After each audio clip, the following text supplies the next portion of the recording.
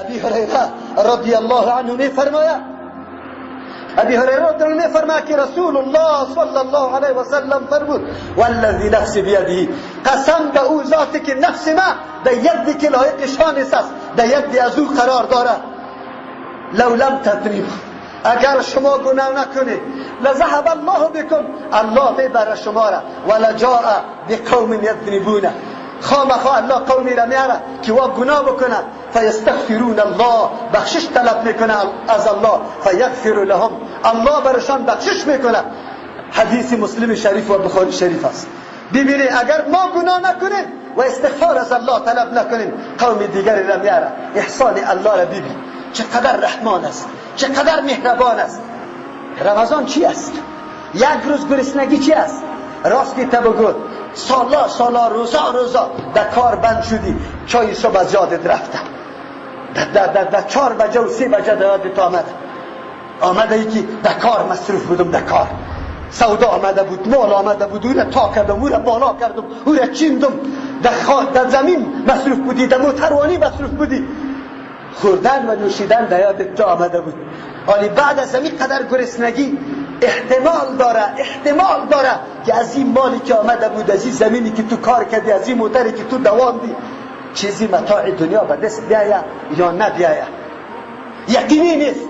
لیکن سخت گرسنگی را سری خود آوردی، سخت گرسنگی تشنگی را سری خود آوردی، لیکن این مال و متاع دنیا و اولاد که جمع کردی، احتمال است که به دردت بخوره یا نخوره.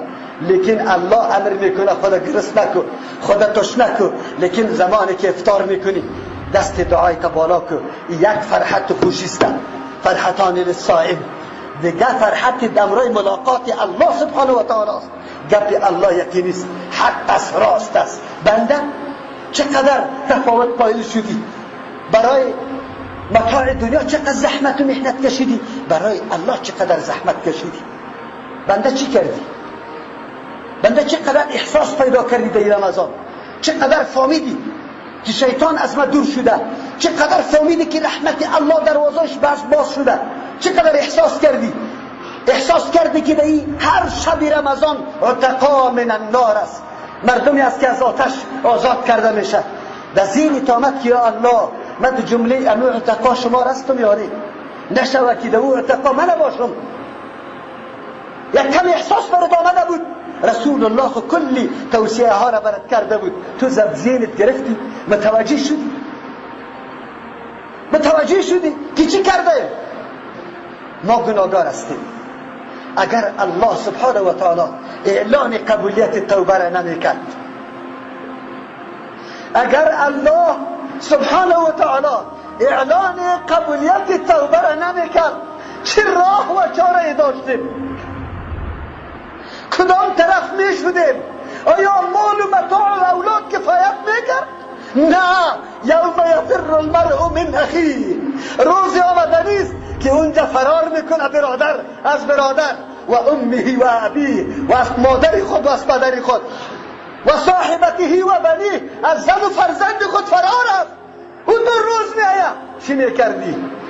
الله قبول میکنه، ان الله یقبل التوبه عن عباده، الله است که قبول میکنه توبه از بنده های خود، و یعفو عن السیئات، الله عفو میکنه از گناه ها. الله هست چه موقع برات داده، چه عظیم نعمت برات کرده. الله برات میگه و بنده گناهگارم از رحمت ما مایوس نشو، رجوع بکن و توبو الی الله توبه نصوحا، رجوع بکنی به سوی الله و توبه مخلصانه صادقانه، که واقعا دیگه شایبه نعوذ بالله منافقت و تنها کلمه زبان نباشه، از صدق دل، از صمیم قلب، در عمل واقعا آدم رجوع به سوی الله متعال بکنه. رمضان تیر شده نیست، ما چی کردیم؟ چقدر راستی تا نبگه چقدر گریان کردیم به الله، چقدر عاجزی به الله کردیم، چقدر. الله اکبر.